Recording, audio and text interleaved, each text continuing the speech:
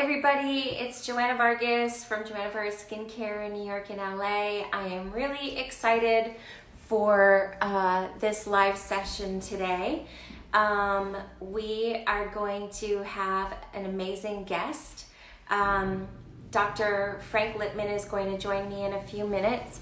I'm actually going to post his Instagram so that you can follow him after. I'm super excited because he is one of my really great friends, and he has a lot to say about wellness, etc. NYC.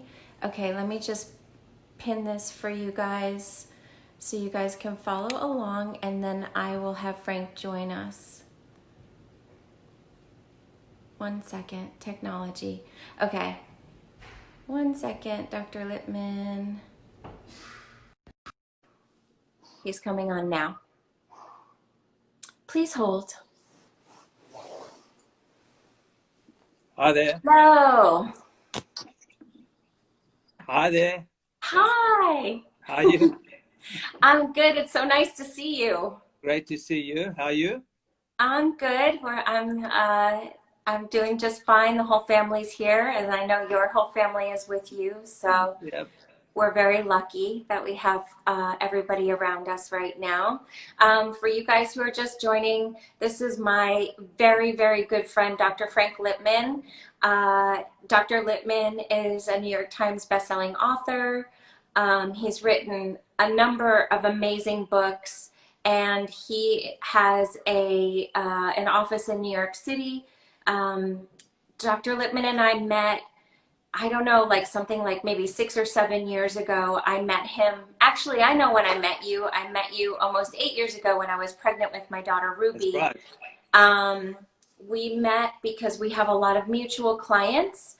And the second that I met Dr. Lipman, I felt like the more I mentioned his name, the more clients of mine were like, I know Frank. I love Frank.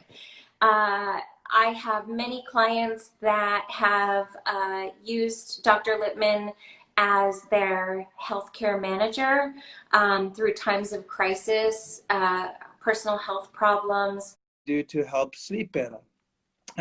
People don't realize that what you do during the day affects your sleep as much as what you do at night or just before you go to sleep.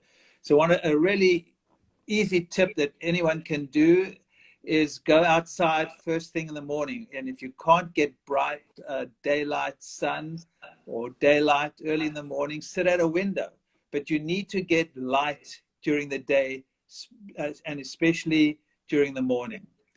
I think it's important to have your biggest meal at lunch and not at dinner, because you don't want your body having to work hard to process your food at night. So what I'm teaching here is ways of getting in touch with your body's own circadian rhythms. We have body rhythms that are optimal at certain times. So you want to optimize these rhythms, and sleep and being awake are your primary rhythms. But when you eat, you have a peak of when your digestion peaks at a certain time, usually around lunch. So you want to eat your biggest meal when that peaks. So you want to live in sync with your body rhythms as much as possible. Before you go to bed, it's important not to go at 100 miles an hour and then just stop and think you can go to sleep. Have a hot bath.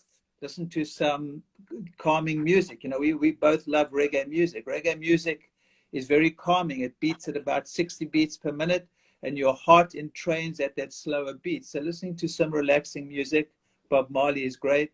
Putting on a meditation app, listening to a meditation app, anything to calm down your nervous system before you go to sleep. And as much as you want light during the day, you want dark at night. So your room needs to be as dark as possible. So if you can't darken it completely, just get an eye mask. So those are easy things one can do for sleep, which I think is really important. When you I'm sleep going to better, just jump in and say one thing sure, about sleep. I discuss sleep a lot with my clients too, who are sure, struggling with breakouts. Um, absolutely, as a result of stress as well.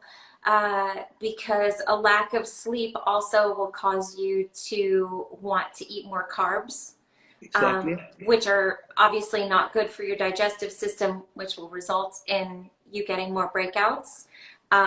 You'll feel less energetic, so you'll be less productive during the day, which also I think adds, for me, if I don't feel productive in a day, that stresses me out too. If I don't feel like I accomplished anything, you know. So sleep is definitely, from a skincare perspective, incredibly important as well. Right, and that's what I love about you. You really get that the skin is an outer reflection of what's going on inside. So sleep is key for skin health. Sleep actually affects every system of the body. So, and in fact, if you don't sleep properly, you're going to be more stressed out. When you're more stressed out, you're not going to sleep. So let's move. We'll get back to diet, but let's move to stress and what can we do to deal with the stress, which is real. There's no question everyone's stressed out. But Yeah, it's always important to remember that it's how you react to the stress that is important. You can control it to a certain extent. However difficult it is, how you respond to the external stresses is going to be um, important for your health. So if you can't, if you feel like you getting anxious, just taking some slow, deep breaths is really important. Once again, using a meditation app. I'm a big fan of meditation. Prayer can be very helpful, but anything to get out of your head is really good. And for many of us who find it difficult to just be still and get out of your head, move your body. You know, the quickest way to quiet the mind is to move the body. So some yoga, some exercise can be really helpful for the stress as well. yeah. For me, exercise is key to managing my stress levels just in everyday life. If I don't exercise every day, I definitely feel the weight of the world on my shoulders when I go to bed. And it's kind of hard for me to shut my brain off and go to sleep if I haven't exercised. But for some people, my mother-in-law lives with us, Caesar's mom lives with us, and you know, for her, we've been making her sit in the window, as Dr. Lipman just said, just to look outside and just look at the trees, look at nature. If you have trouble meditating or you don't meditate, it's a way of, like Dr. Lipman just said, getting out of your head. If you can't exercise or go outside, just getting some space in your mind. I always encourage people, because people also, I think, in skincare, when they look in the mirror at night, when they're doing like washing their face and whatever, I think a lot of people tend to think negative thoughts about the way they look. And one thing I talk to clients a lot about is, when you're washing your face at night, try to think of one good thing you did that day, or one good thing that you like about yourself. And it really affects the way you look at yourself. You know, if you're constantly looking at yourself going like, I have this flaw, I have this thing, I wish this were different, what are you going to get from that? You're just going to think worse and worse and worse about yourself. And that's also very stressful. If you think less of yourself, how can you perform well? How can you be a good leader? How can you be a good mom? You know, it's just like a little practice that I think is really positive. Exactly. And going to sleep with angry thoughts, fearful thoughts is going to affect your sleep as well. So trying to put those aside and, you know, whether you have a gratitude practice or something, you know, thinking some positive thoughts or doing something relaxing before you go to sleep and pushing that aside, you know, writing something in a journal, whatever it is, but going to sleep angry or fearful is not going to be good for your sleep.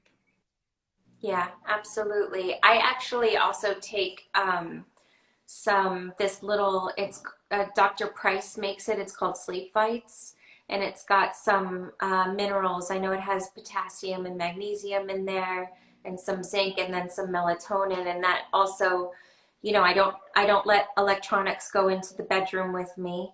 I just have a book on my bedside table. I take some sleep fights and I'm asleep in like 10 minutes. Right. Yeah, magnesium in particular is great, and I like, switching off electronics. I call it, having an electronic sundown, like switching all your electronics off at least an hour and a half before you go to bed will also help you sleep. But I think, your point about your mother-in-law sitting at the window, not only is it having an effect because you're looking out at nature, whatever it is, but just the fact of getting light during the day affects your sleep at night. In fact, there have been some studies to show if you get enough bright light during the day, the effect of the blue light from the computers and your telephone at night isn't as great. So it's that Oh, wow. the excess bright light during the day, especially in the morning, is really crucial for sleep. That's really cool. I didn't know that. Well, you see, you'll learn something every day with me. Actually, Dr. Lipman, most people who are watching don't know this, but one of the things that I assign lots of books for my estheticians to read when they get a job with me. And I assign several of your books as reading because I think there's so much valuable information in there on, um, on wellness for the whole body. And obviously, like we're saying, it does affect your skin, how your skin looks, and your outlook on life, which I think also affects how your skin looks. So those are all very, very valuable tips. So, okay, so we need to focus on sleeping and moving our bodies. I, for me, I have become a fanatic about hot yoga. I just recently started doing it. It's been a few months now, and obviously I'm not doing it at all right now, but when I travel and my time zones are messed up and my sleep is very in danger of being compromised, hot yoga really calms me down.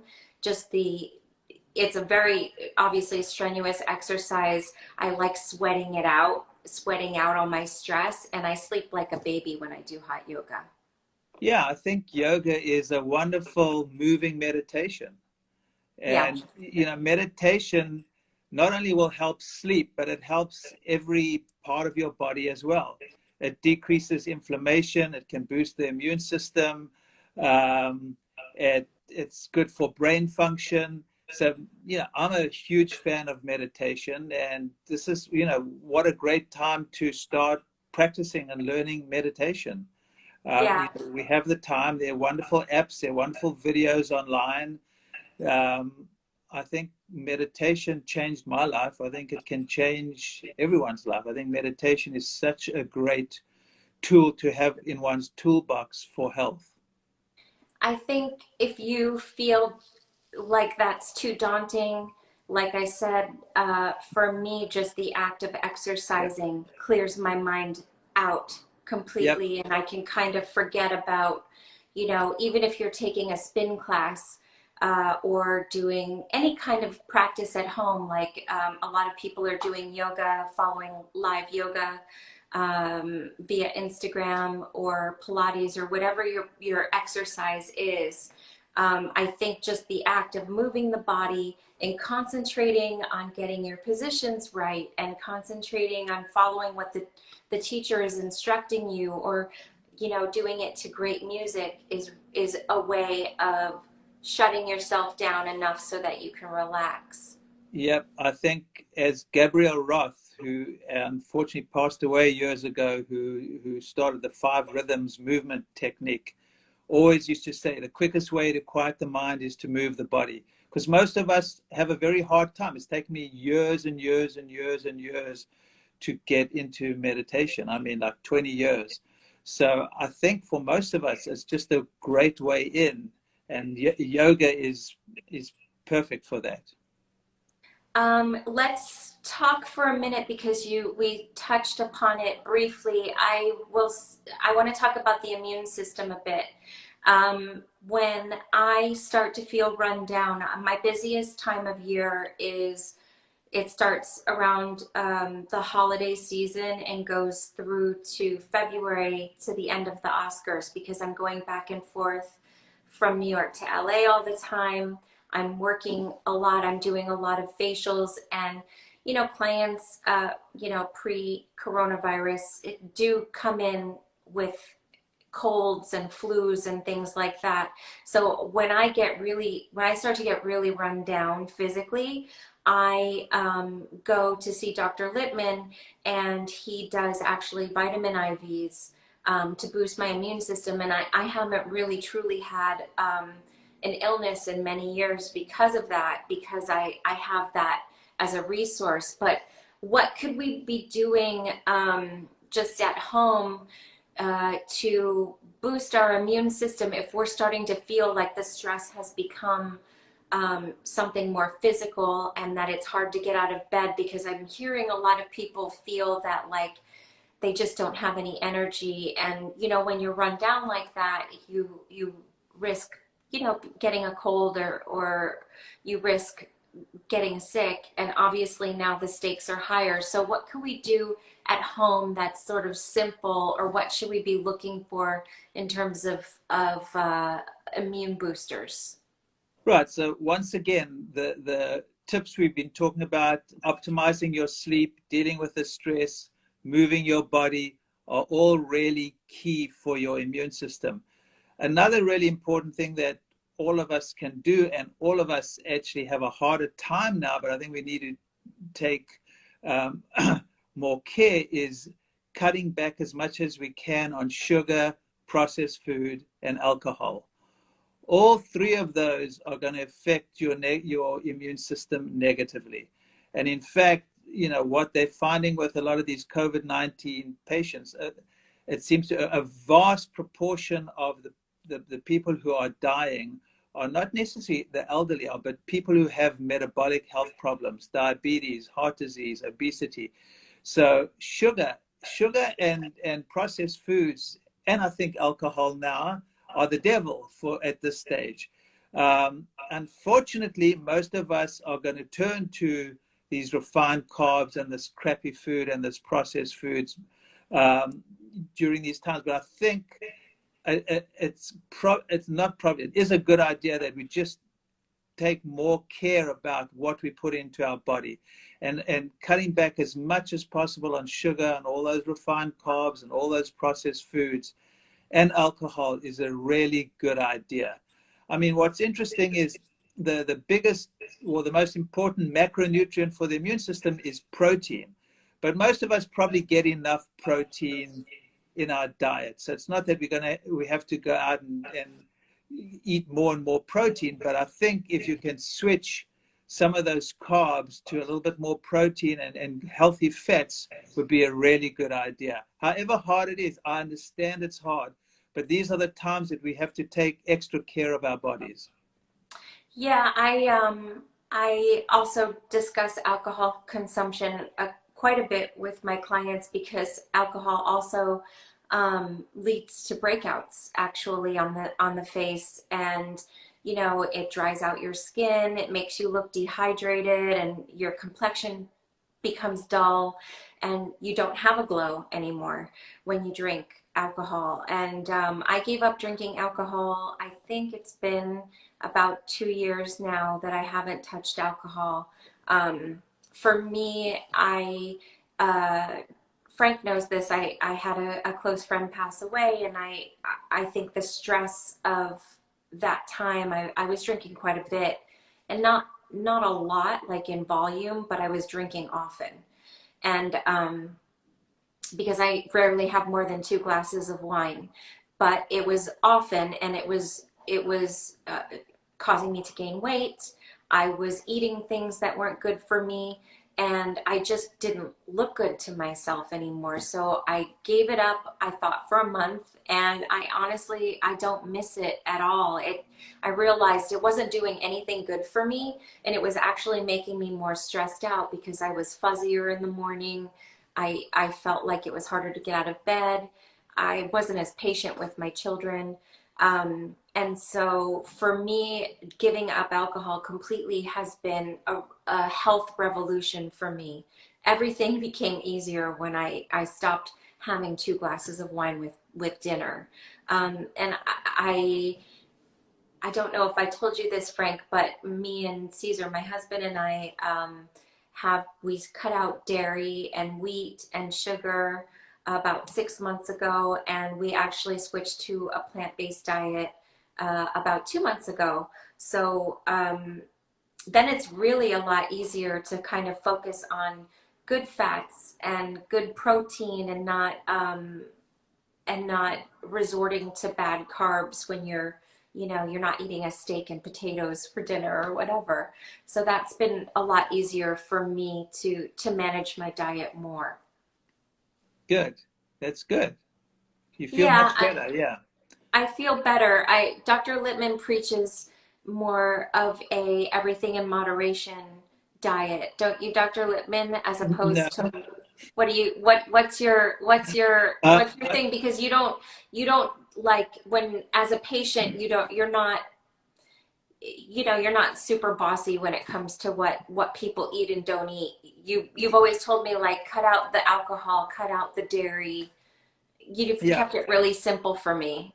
Yeah, I mean, I think diet's tricky. I don't think there's one right diet for everyone. Vegetarian diet works for one person, a paleo diet works for the next person. Keto diets can be good for some people for periods. So I don't believe there's one right diet. I think the most important thing is find what works for you and cut out the crap is most important. For me, Cut out the crap. I need to be on a low carb diet. I mean, I do best when I eat too many carbs, if I have sugar, it affects my sleep, it affects my energy, it affects everything. So, and now that I'm an old man, now that I'm on Medicare, for aging purposes, my next book is actually on longevity. Um, and one of the big things is you got the carbs are bad news. And here's actually another tip that I think during these times people can try doing as well is some time restricted eating or intermittent fasting. I try to do That's that so all. hard for me. Well, you actually it gets easier and easier as you just do it for one night a week, then 2 nights a week. I mean, I do it almost every day now, if not Can every you day. explain what that is, Dr. Lippman, so Sure. everybody can? So what we're finding now, and all the research is confirming this, especially for your longevity genes, but for your metabolic health as well, which is important now. If you eat all your calories, all your food within an 8-hour time period, the response of your body is truly incredible. You not only lose weight, but your blood sugar comes down, your your metabolism improves. Um, Everything gets better, and it stimulates longevity genes as well. So, for instance, I will have dinner by 6 or the latest 7. I won't have anything after 7 o'clock. And then my next meal, break fast, is at 11 or 12. So I usually wait a good 16 hours between my dinner and my first morning meal. I'll have a cup of coffee, usually in the morning when I get up, and I'll put only, I mean, and this is debatable whether it's allowed, but I do it. I'll have coffee with some almond milk, or, unsweetened almond milk or full cream, so no carbs, just a bit of fat or protein with the coffee. And then I'll have my first meal after 16, 17 hours. But, if you can do 15 or 16 hours, that's great. It's good to start with 12 and work up.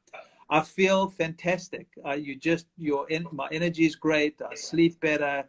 My weight has been stable now for a long time, but it just becomes easier and easier the more you do it. And I think to get into a habit like this is extremely helpful for long-term health. So I'm a big proponent of what we call it intermittent fasting, call it time-restricted eating for longevity, but in times like this, for metabolic health, which is really important in this crisis. I think trying to eat all your calories within that 8 hours or 9 hours is a really good idea. Okay, I'm gonna try it. I'll see if I can manage to do it. My problem is that I get up very early in the morning, and so I feel like I need to eat by 9 a.m. because I'm up at like, 5:30 in the Me morning. too. And it's a little bit like, hard to start my day. I start to feel crabby if I don't eat something. It'll get better. That's because your body's craving the carbs. That'll get better. I can almost guarantee you, the more you do it, the easier it gets. Now, it's not right for everyone. This is right for older people in particular, people who want to lose weight, people who I'm have. older. But I mean, for someone in their 20s or 30s who wants to get pregnant, who's still having babies, probably not such a good idea unless they really want to lose weight. It can do it for a short term. But as we get older, it becomes, eating less and eating your food in that time restricted period is actually a really good idea for long-term health. Dr. Lipman, somebody just asked a question. Cindy Melly, 85, asked, what type of calories? Well, that's a great question. So preferably low carb if you're 85. So not preferably, low carb is important as you get. What define low carb for everybody? Because I think that people get confused by that. Well, most of your food should be vegetables, and I would stay away from the grains as much as possible. You can have some beans, so you can get your carbs from beans and vegetables, but I would avoid, breads and pastas unless you get almond flour pasta. Uh, all the bagels and the croissants and all those delicious things, rice, things like that, I would avoid. What do you think about, just a question from me, what do you think about like the lentil pasta and all of that stuff? And I like it. You just got to watch the amount of carbs if you eat a lot of them. But I can't remember what was the name of the questioner? Cindy Melly. Cindy, people like us, 60, 65 and over, it's a good idea to decrease animal protein, because animal protein can also affect some of these longevity genes in a negative way. So I'm not against longevity. I'm not against animal protein. I eat it myself, but I don't eat as much as I used to. Whenever I do eat animal protein, it's well sourced. It's grass-fed, grass-finished meat or organic chicken or whatever it is. But I think as we get older, it's a good idea to not only decrease the carbs, but decrease the animal protein. Dr. Lipman, if you want to eat a plant-based diet, then what would you suggest in terms of protein? Because I tend to eat, more beans like lentils, and I eat a variety of different beans. We have all different kinds. Yeah. And we do more, like nighttime, we usually do like soups and stewy type things. Yeah. Look, I do think most of us get more than enough protein. Maybe once again, as you get older, you may need a little bit more protein. And if you want to decrease your animal protein, I just recommend having a plant protein powder. I'm a big fan of shakes. I usually will have a shake at 11 or 12 and maybe a salad, and then, at lunch, and then a smaller dinner. So I think most people, especially probably until the age of 60, usually don't have to worry about the amount of protein. We're all eating more than enough protein. That's just the way our diet is. It's only as we get older we got to be careful of the animal protein. Okay, so somebody else asked, this is from Fit Jenny from the block, is asking, what does he think of sweet potatoes? Yeah, sweet potatoes are they're not necessarily low in carbs, but that's a good carb. I'm all for sweet potato. That's when I'm eating my carbs.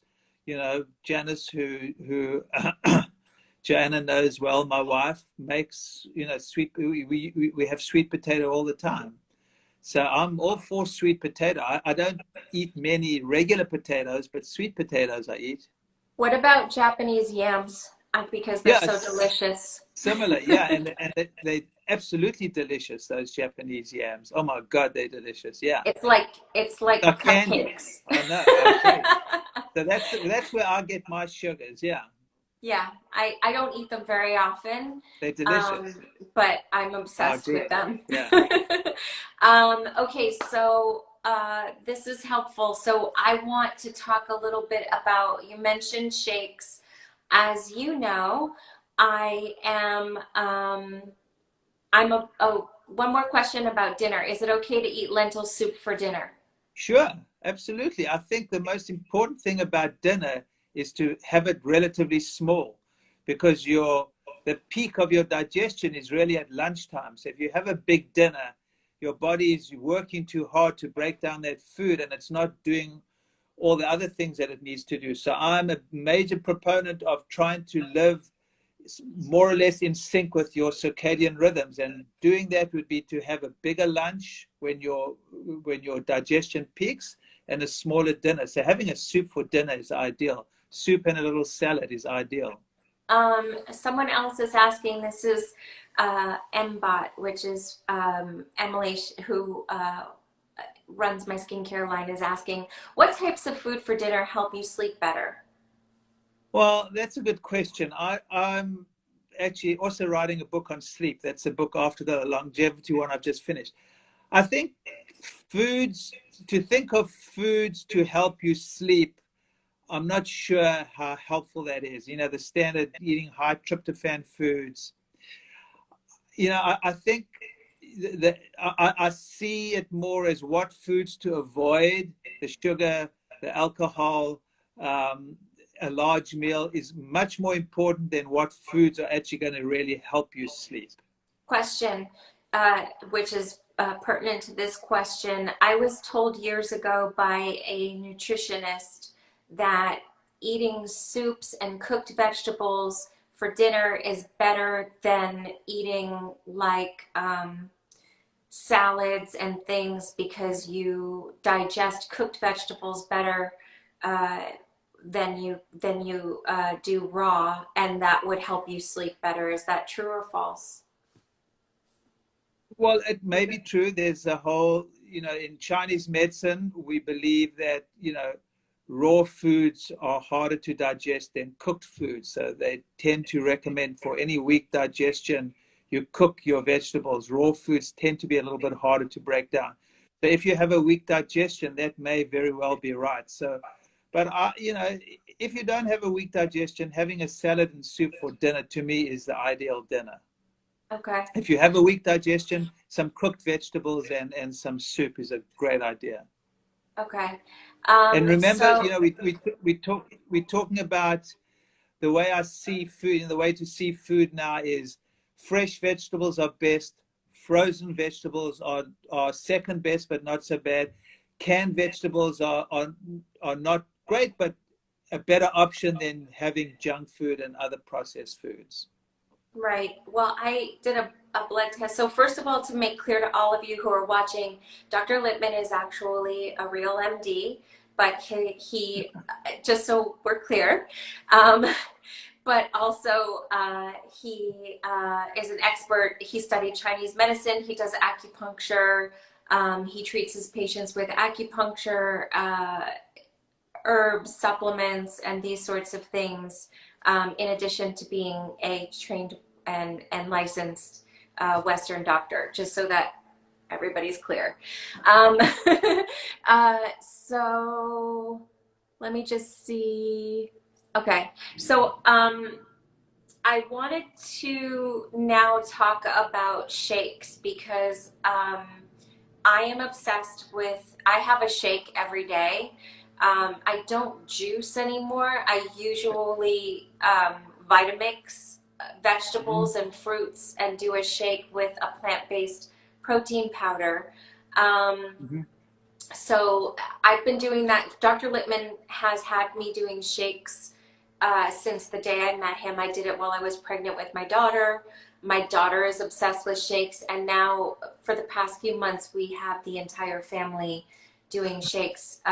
Caesar's mom, again, we wanted to just increase the health factor, and so we all do a shake every day.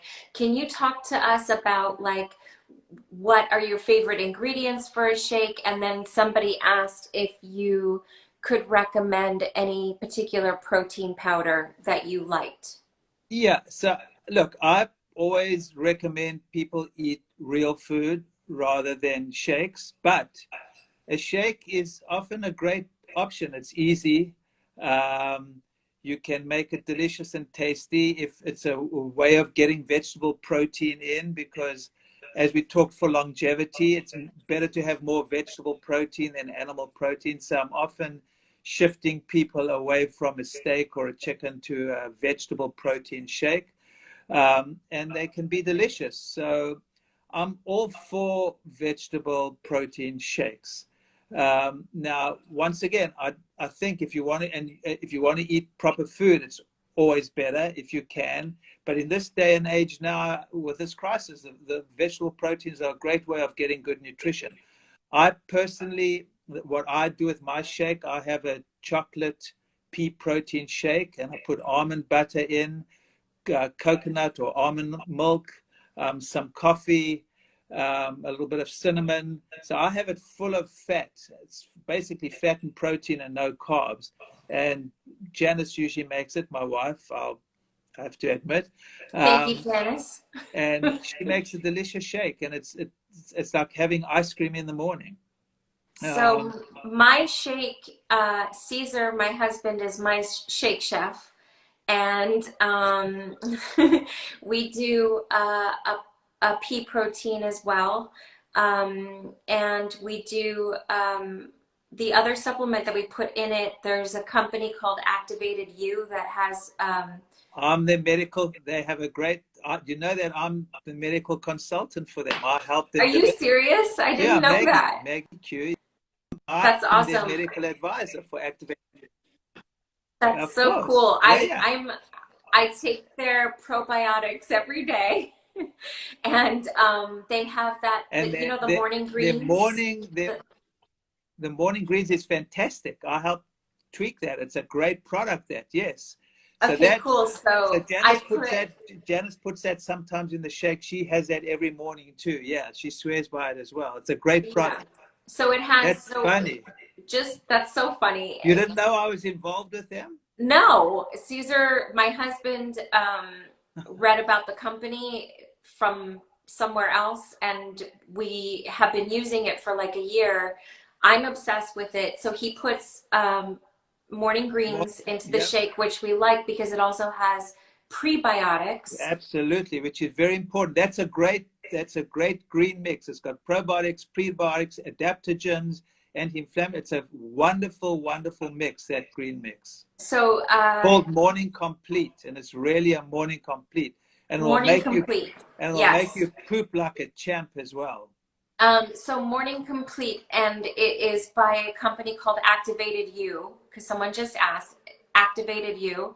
And so we put that, we put almond milk, uh, usually some almond butter, and then spinach, um, kale, and then lots of berries, like mixed berries, like Yep. blueberry, raspberry, that type of thing. And that's my shake every day. And the only reason why I have a shake every day is that it's easy for me to get nutrition, and I can just be running around with my big shake.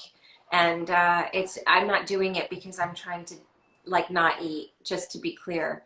No, I it's like great. eating. I'm a big fan of it. It's just easy for me, and so we do it. And that's a great product. Yeah, no, that's great. That sounds delicious and healthy. I'm Yeah, proud of you. thank you. I like it when you're proud of me. So, are there, okay, so somebody's asking about shake recipes. I will say that I have, my book just came out a couple months ago, Right. Glow from Within, and I have a whole section on shake recipes, but you And so know, do I in my look book. at you. Oh, there we go. Okay. Two books for everybody to read up So yeah, on yeah, for yeah. shake recipes. So So are there any ingredients that, so for example, Yeah. for So me, that's important. So too much fruit, you got to. The thing about shakes is you got to watch the sugar. So I that's was why just going to ask you that. I'm against juicing unless it's pure vegetable juice, because otherwise it's like a big rush of sugar. Too many people go to these juice places and these juices have 20, 28 grams, 38 grams of sugar, which is a ton of sugar, which is really bad for you. The beauty of a shake is you can control that and you don't have to use a lot of sugar. So yours has some berries. If you are going to use fruits in a shake, I would use berries. Those would be the the lowest glycemic fruits to use for a shake. But just be careful you don't put a lot of banana. Avocado is another ingredient I put in my shake. I Um, don't put that, but we could for sure. I'm the paranoid about avocado makes bananas. no. So banana, no. Avocado gives you that creamy um, texture That's true. as bananas do. So instead of bananas, use avocado. Yeah, I don't put bananas in my shake because I'm afraid that for me, that's like pure sugar. I Yep, might as well just have a cupcake. exactly. That's how Yeah, I feel. yep. So I'm not going to drink a shake with all this good stuff in it and then throw things in there that's going to throw my blood sugar off. Because in my Yeah. family, I diabetes runs in my family. I'm Latin, as most of you already know, so I feel like it's a real issue. Yep, Someone absolutely. again is asking the name of the green powder. It's called Morning Morning complete Morning Complete, and by the name, activated you. yeah, the name is Activated You. Okay, so are there any other things that I should never put in a shake besides banana? Because for a Well, while, well, any of the fruits, most fruits are high in sugar. So the only fruit I would recommend are berries, and yeah, don't use coconut water because that's also high in sugar. If you go, the liquid should be water or unsweetened almond milk or coconut milk, or something like that. But I wouldn't use regular milk. I wouldn't use soy milk, and I wouldn't use coconut water. For regular milk and soy milk, we don't have time to go. But I'm not a fan of those two. But coconut water's got a lot of sugar, so coconut milk will be better. so one thing that I was doing incorrectly, Caesar was putting coconut milk in our shakes. And the last time I was at your office, which was right before the lockdown happened, um, the guys, were, Giovanni and Scott, yeah. Giovanni and Scott, were telling me that I should avoid, me personally, that I should avoid coconut milk because of the That oil, yeah, the right? saturated fat, Yes. right? Yeah, So anyway, for some people you got to too much saturated fat can be a problem. There's a big debate there. I keep arguing with them all the time about that.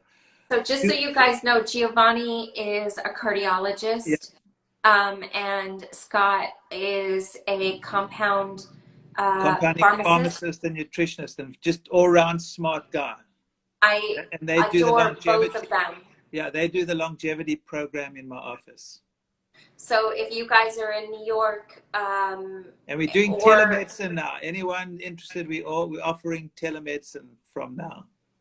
anyway, all of that stuff, like that program has changed my life, you guys. You get all this blood work done, and then Scott and Giovanni sit with you and analyze your blood work down to like every enzyme, every allergy, every vitamin you're deficient in, and you really learn how to control your health. Anyways, it's just something that it's been a game changer for me. So someone is saying, how do you feel about collagen in shakes? Oh, thank you. I also put collagen in my shake. Thank you for that question. I put collagen in my shake as well. I love collagen, by the way. I think So that what kind of collagen do you put in your well, shake? I just put whole collagen from Designs for Health, but I think collagen is one of those animal proteins that's probably the best animal protein to use. I'm a huge fan of collagen for many reasons. It's good for the gut, it's good for the skin, it's good for the nails. So I'm a big fan of adding collagen to a shake. I did not know that. I'm so glad. So that was from Lisa B. Weissman, who I think you know. Oh, I know Lisa. Hi, Lisa. Okay, so that's Tanya is asking, what do you think of oat milk? Well, theoretically, I mean, oat milk tastes nice and creamy and the closest to milk, but it's usually full of sugar. If you I can don't like find it. an oat milk that's low in sugar, that's fine. But almost all the ones that I've seen are high in sugar. So it's the sugar content that bothers me rather than the oat milk per se. So it's usually high in sugar. If it's not high in sugar, if it's less than 4 grams, um, that's great, but it's usually not. Okay. That's that's really good. I'm kind of blown away that you like the collagen in your shake. I don't know what I was expecting, but I'm really excited that somebody asked that because It also makes it I nice and thick. It's great. that's cool. Um, let's see. Okay, so we covered shakes. So some people before we started doing the shakes, and I just want to touch upon it because we're gonna get cut off in 12 minutes. Um, let me see who asked. Give me 1 second, Frank. Bear with me. Okay, so Kim Barely Berry asked, "What supplements do you take daily?" Have you got, do you only got 10 minutes left? Well, the supplements I'm taking now have a little bit different, although similar to what I was taking before, because I'm taking them now, you know, um, I'm concerned or I'm trying to mitigate the effects of, let's say, I do get coronavirus. So the supplements I take now either dampen down the inflammatory response or potentially dampen down the inflammatory response of COVID-19. They help eradicate the virus. They can help decrease the replication of the virus. So the supplements I'm taking now are sort of focused on um, COVID-19, although a lot of them I've been taking before because they're also anti-aging. So I take quercetin, I take curcumin, I take resveratrol, I take alpha lipoic acid, I take zinc, I take fish oils, I take, what else do I take? I take some mushroom, uh, beta glucans, which come from mushrooms. What else am I taking? I'm taking a lot of stuff. I take vitamin D. I take some elderberry extract, well, a whole formula that has elderberry and mushrooms in.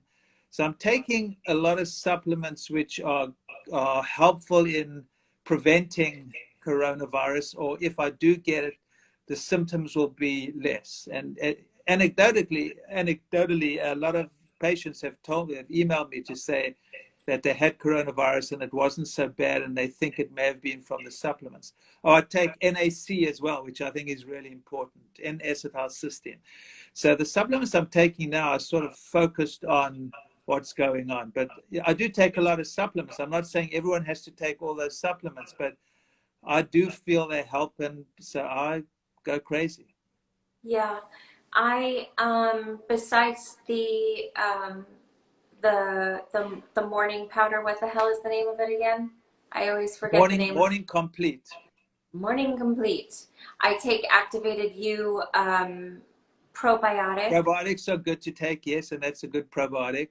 And Um, prebiotics are also good to take. So prebiotics and probiotics. Actually, Morning Complete actually has a lot of ingredients that are good for the immune system too. So I think that's a great it does. um, It does. a And supplement to add to it.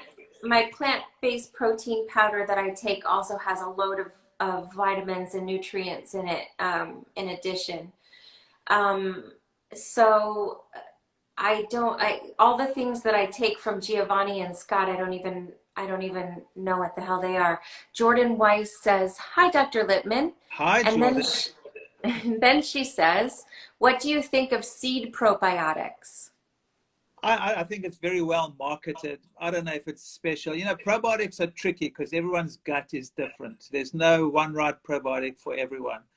It's literally a crapshoot. So I think seed probiotics have done an incredible marketing job, but I'm not sure it's special. I think it probably works for some people and does nothing to other people, and probably does harm to the third person. As with any probiotic, I don't think it's any better than any of the other good probiotics. You've got to find what works for your body. Yeah, I think that that's a good point because I talk about that in skincare a lot. That there, you know, it's not one size fits all for everybody. You have to figure out what's going on with your body and then figure out what's right for you. Glittered by Shar is asking, what should you look for when choosing supplements? Does the brand matter? Great question. Yeah, because you know anyone can put out anything. So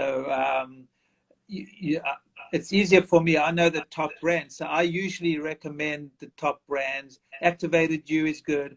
I also consult it for the Well, which is a membership club in New York. I help them develop a line of supplements. So the Well is good. Activated U, Designs for Health, Thorn, Metagenics, Orthomolecular, Pure Encapsulations. Those are all good brands. They unfortunately tend to be the high-end brands. They cost a little bit more, but at least you know you're getting quality and it's regulated. They because supplements aren't regulated in America, so anyone can put out anything.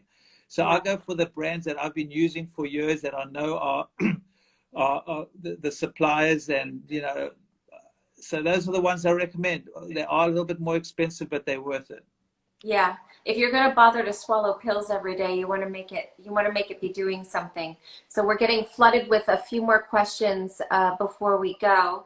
Um, I thought this was supposed to be only half an hour, but for you, Joanna, anything.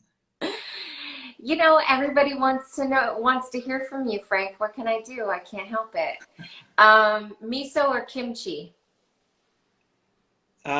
Well, that's a good guy. I'm a huge fan of fermented foods. Kimchi is great. Miso's, I'm not a fan of soy, but miso is fermented, so I'm actually a fan of both miso and kimchi. It's not either Okay. or. I like both. Same. But, Well, but, but good I to put, know because I think they're both delicious. So, yeah, but miso is a good way of, if you're going to have soy, have fermented soy. But okay. kimchi is great. If you can get used to eating kimchi, it's a great way of getting probiotics into you, and it's good for your immune system. It's good for your gut. Absolutely. I love getting kimchi at Whole Foods. I'm obsessed with it. What's the difference between DHA and fish oil? Well, fish oils usually contain DHA and EPA. They're different types of fatty acids. DHA is a type of omega-3 fatty acid. It's just different to EPA. DHA is probably better for babies in the brain, but most fish oils will have DHA and EPA in it together. So it usually comes in a fish oil tablet, but you can get DHA by itself. So it would be better to go for a fish oil and more Yeah, complete. I tend to recommend that, but DHA people want more brain. Probably DHA is better for the brain than EPA, but I usually use both together. So somebody is asking, and this will probably be one of our last questions, you guys. Somebody is asking, my diet is close to yours, still have an issue losing weight. Any other suggestions? Yeah, so uh, losing weight is often related to, diet. Depends on if you have a carbohydrate intolerance, you need to be on a low carb diet. That usually helps. But intermittent fasting can be very helpful. Sleep. If you don't sleep enough, you're not going to lose weight. And if you're stressed out, you're not going to lose weight. So both sleep and stress, if you don't get enough sleep and you're stressed out, it's going to negatively affect your cortisol levels, which is going to, you're not going to be able to lose weight then. So yes, diet is key. When you eat is important. Having a big meal at nights not going to help you lose weight, but stress and sleep or lack of sleep are two factors in weight. And then you obviously need to check your hormones, because sometimes you could have some thyroid dysfunction which can affect your weight. It could be other hormonal dysfunctions. So it could be a number of things, but stress, sleep, intermittent fasting, those are all things to look into. Um, okay, you guys, before we get cut off, Dr. Lipman, what is the name of your latest book? Can you show everybody again? Of course. The latest book is How to Be Well, and there are over 100 tips on how to be well. This book was written for these times. It's really well illustrated, as you can see here. It's really easy to read. I've plugged my book. It's really a great book. Even it's my best book, I think. I'll plug it. My next book is on longevity, but that only comes out in December. But this is a really great book for these times. Over 100 tips on how to be well. So Jordan Weiss says, "You're the best, Dr. Lipman. Miss you. Stay safe. And thank you for this. I want to read your book, JV Skincare." Thank you. So my book is Glow from Within. Another great book. And I thank Dr. Lipman in this book because he's taught me a lot over the years about myself and about, the direction of my practice has always been to kind of delve into the habits that people have in their life and the lifestyle that they're creating for themselves and how that affects the skin. And certainly, my goal for all of my clients is that they just feel good and feel good about themselves. And I think that Dr. Lipman and I practice very well together. We have a lot of the same clients for that reason because we kind of talk the same lingo at the end of the Joanna day. even swears more than I do. That's true. I do. And that's saying a lot because Dr. Lipman swears a lot. Anyway, Frank, I love you. We're going to get cut off. Thank you so much. This was amazing. Okay, thanks please everyone. give Janice a kiss. I will, and says bye. Bye. Bye.